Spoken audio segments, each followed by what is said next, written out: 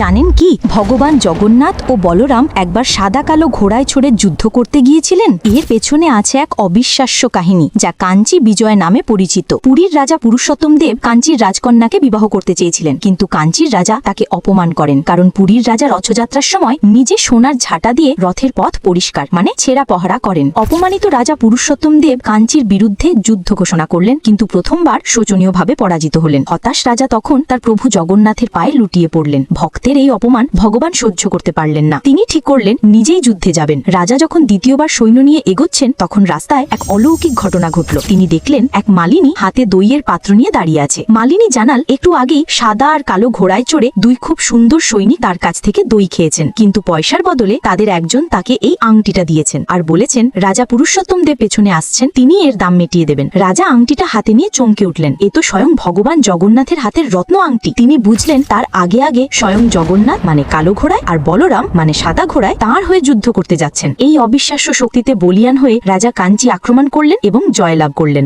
ভগবান নিজেই তার ভক্তের সম্মান রক্ষা করেছিলেন। আপনি যদি জগন্নাথ দেবের ভক্ত হন, তাহলে ভিডিওটি লাইক ও সাবস্ক্রাইব করুন আর কমেন্টে লিখুন জয় জগন্নাথ।